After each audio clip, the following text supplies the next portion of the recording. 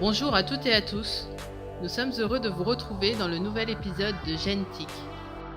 Comme pour les épisodes précédents, nous continuons notre parcours à la recherche de personnes d'exception pour nous parler de leur expérience avec les nouvelles technologies. Aujourd'hui, c'est auprès de M. Jean Cruzol, professeur d'université à la retraite, que nous recueillerons les opinions concernant les moyens modernes de communication et de transmission d'informations. Alors vous désirez en savoir plus? Bienvenue dans GenTech.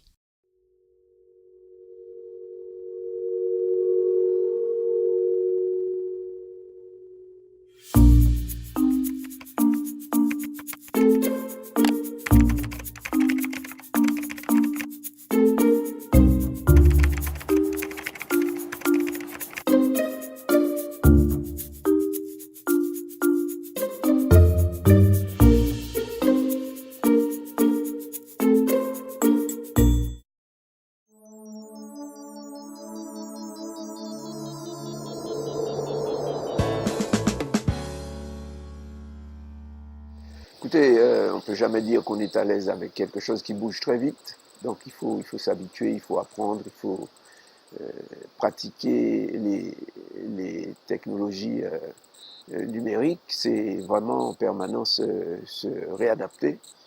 Mais en tout cas, c'est quelque chose que j'aime beaucoup.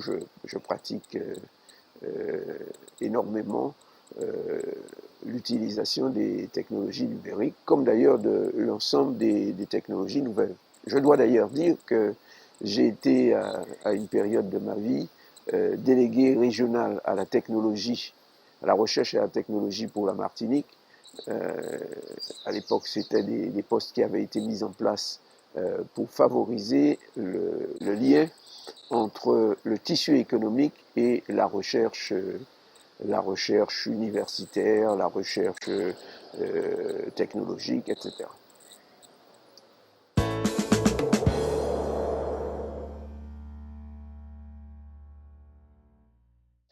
Je les utilise pas mal puisque comme je viens de le dire, j'ai été professeur d'université pour mes enseignements, par exemple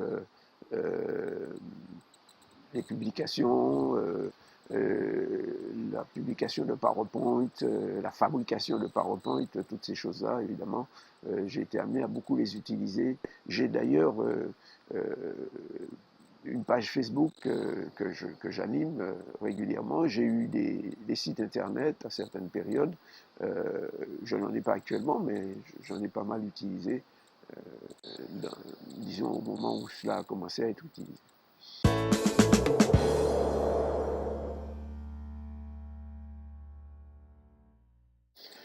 Alors, c'est évident pour moi que c'est un élément pour la modernisation et le développement d'un pays comme la Martinique. D'abord parce que nous sommes une île, et île, c'est isolement. Et les technologies numériques nous permettent de sortir de notre isolement, puisque la distance disparaît complètement lorsqu'on sait utiliser les technologies numériques. Ça peut être utilisé évidemment aujourd'hui dans de très nombreux domaines. J'ai à peine besoin de le souligner.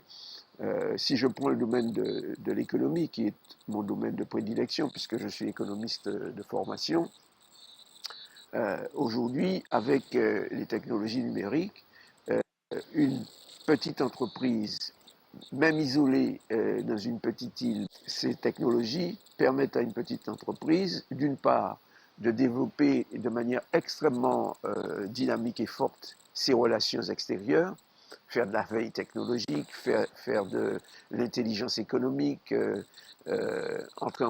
développer une relation client à l'échelle mondiale, etc.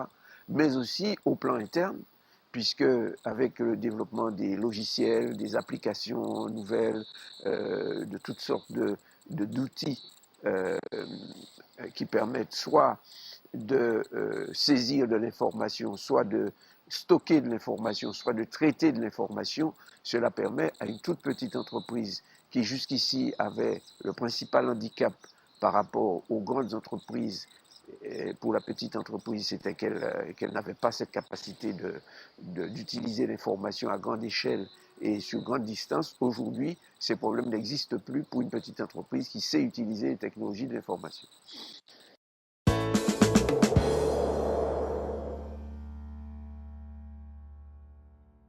Écoutez, je ne connais pas de manière parfaite tous les domaines dans lesquels vous intervenez, mais pour ce que vous m'en avez dit, je suis tout à fait enthousiasmé à l'idée qu'il y a maintenant des jeunes entreprises qui s'évertuent à familiariser les gens, le public, hein, le public non initié, aux utilisations des technologies numériques, comme d'ailleurs de toutes les technologies.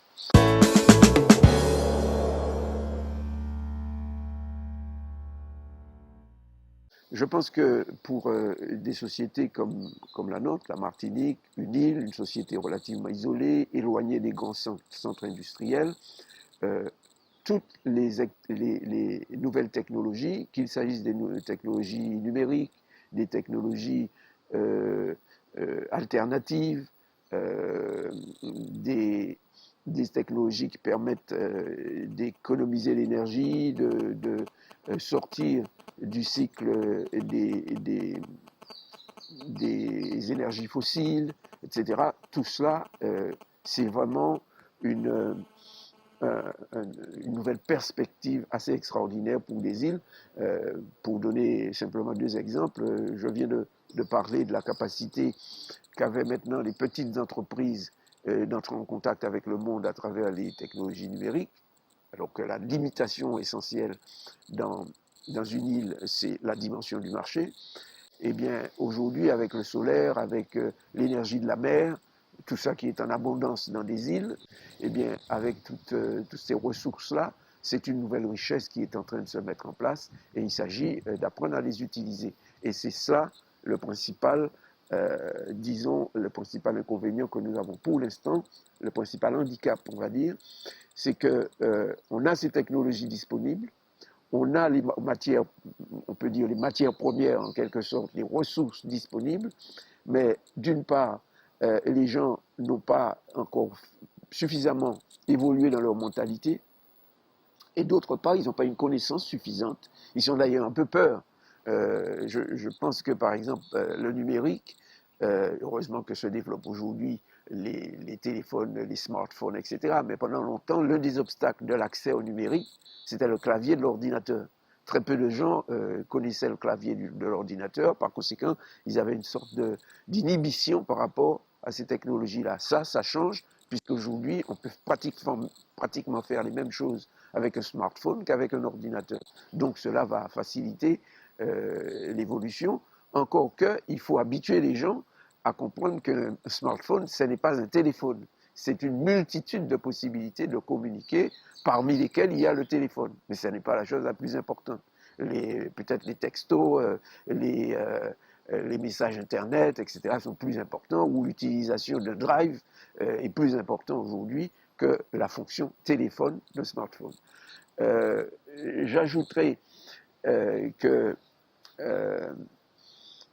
toutes ces choses-là peuvent se développer rapidement dans une petite société, à condition qu'il y ait des gens qui fassent le travail pour introduire les gens à cela, qui est la pédagogie voulue. Parce que si on n'explique pas de quoi il s'agit, si on n'explique pas que c'est relativement aisé d'y arriver, les gens peuvent continuer à être inhibés parce qu'ils voient que c'est trop compliqué. J'ai vu des tas de gens qui hésitent ou qui reculent devant un smartphone parce qu'ils trouvent que c'est trop mystérieux, puis on leur parle aussi de toutes sortes de dangers qui existent, mais qui sont parfaitement, qu'on peut parfaitement circonscrire à condition qu'on connaît le mode d'utilisation. Toutes ces technologies ont une capacité d'être individualisées, qu'il s'agisse du numérique, qu'il s'agisse des technologies, les énergies renouvelables et tout ça.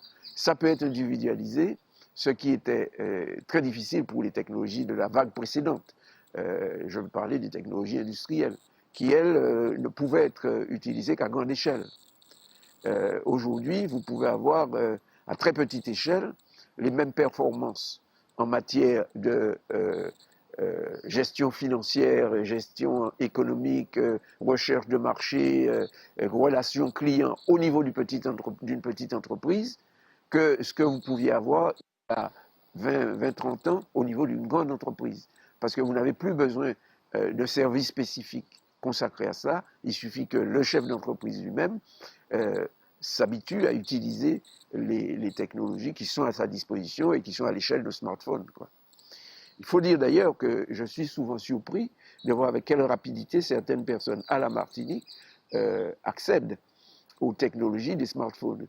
On pourrait considérer par exemple que les pêcheurs sont des gens qui sont assez éloignés des technologies. Eh bien, figurez-vous que vous avez maintenant des pêcheurs martiniquais qui, grâce au SMS, sont en mesure d'avertir leurs clients, d'avoir leur liste de clients, d'avertir leurs clients de l'heure exacte à laquelle ils arrivent au port, avec combien de poissons, quel type de poissons, pour que les gens viennent chercher exactement ce qu'ils cherchent, etc., etc. Donc, il y a beaucoup d'espoir dans tous ces domaines-là. Et quand on parle, par exemple, dans le domaine de la prévention de la santé, on préconise la réduction de la distance entre le producteur et le vendeur, de manière à ce qu'il y ait cette traçabilité et qu'on sache exactement ce qu'on achète. Eh bien, avec ces technologies-là, ça devient extrêmement aisé de faire tout ça. Et on entre dans un monde où la relation entre le producteur et le consommateur est absolument directe. Et ça, c'est quelque chose d'extraordinaire. Ça permet d'ailleurs d'éviter qu'il y ait des grands groupes qui s'approprient les marges, approvissent les producteurs et empoisonnent les consommateurs. Donc tout cela, on peut régler toutes ces questions-là. Alors il reste cependant, en ce qui concerne la Martinique, les technologies de l'information et le numérique ne peuvent se développer que si les infrastructures ont été mises en place. Alors beaucoup de gens font l'erreur de croire qu'il suffit d'avoir un petit peu d'Internet, un petit peu d'ADSL qui fonctionne plus ou moins bien, ici ou là, avec des tas de zones blanches, des zones d'ombre, etc., et que ça suffit pour entrer dans le numérique. Non. Il faut que nous ayons d'abord la couverture à 100%, et deuxièmement que la couverture ne soit pas disons, un petit filet de numérique, mais du numérique à très haut débit. Je veux dire que si vous voulez faire si vous voulez faire du travail, relations clients, travail e-commerce, vous voulez travailler avec le numérique, il faut que vous ayez du débit qui vous permette de le faire et qui soit constant. L'un des problèmes, c'est aussi les ruptures. Trop souvent, on a, par exemple, en ce qui concerne l'électricité, des délestages, des coupures. Les coupures, ça c'est dramatique en ce qui concerne une entreprise qui repose sur l'utilisation du numérique. Et de ce point de vue-là, vous avez la solution qui vous vient des technologies renouvelables.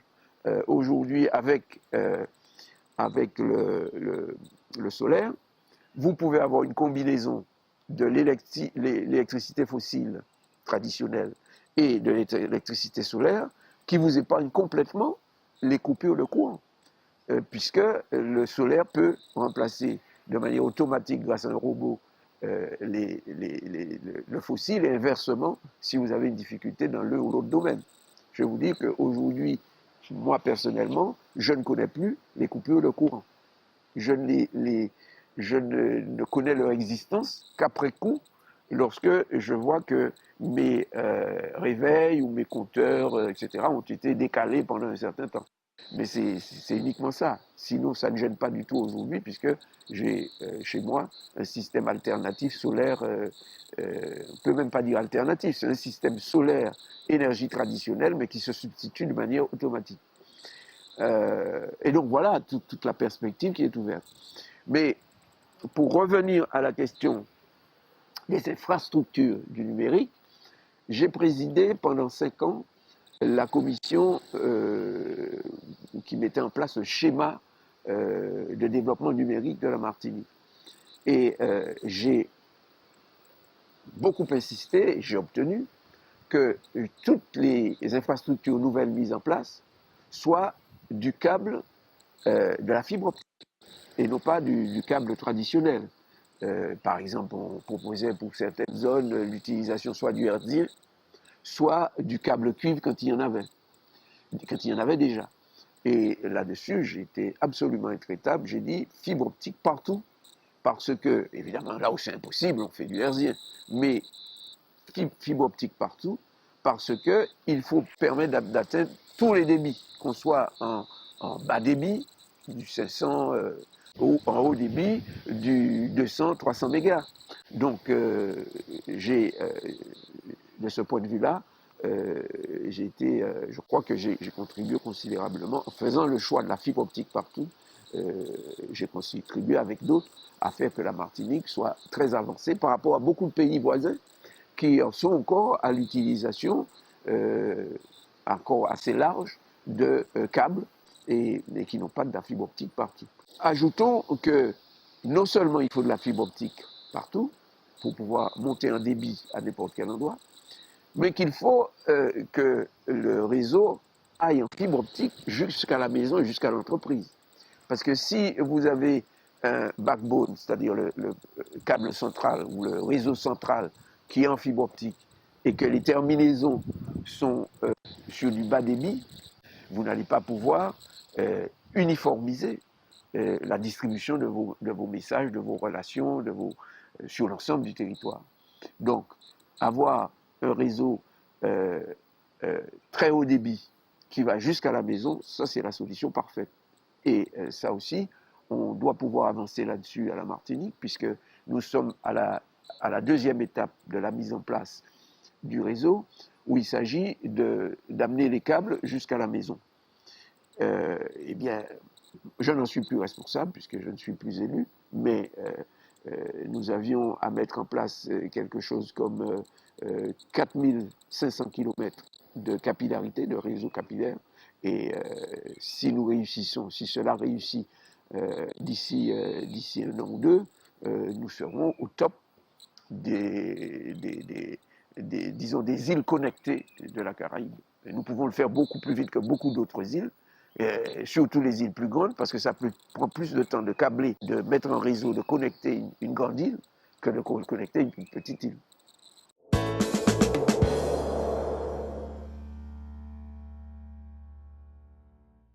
Ben, je leur dis que d'abord, il ne faut pas avoir peur, mais il ne faut pas foncer tête baissée. Il ne faut pas avoir peur, il faut s'ouvrir à l'innovation, il faut étudier ce que c'est, il faut demander aux gens qui connaissent de vous expliquer et d'apprendre. Et qu'une fois que vous avez ça, vous allez voir aussi bien les possibilités qui sont ouvertes, qui sont extraordinaires, et ceci, les possibilités aussi bien en termes de travail, d'apprentissage sérieux, qu'en termes de loisirs, qu'en termes de voyage, de connaissance des gens, de rencontre avec l'autre, à n'importe quel point de la planète. Il y a énormément de choses, de joie que l'on peut tirer de l'utilisation de ces technologies-là. Et l'impression que j'ai, c'est qu'avec ces technologies-là, il n'y a plus de vieillesse qui ait un sens.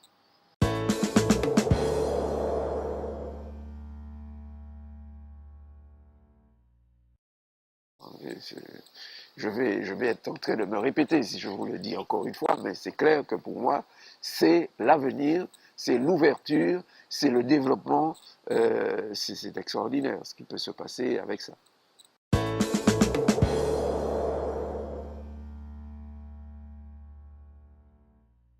Non, j'ai rencontré très rapidement M. Diopès.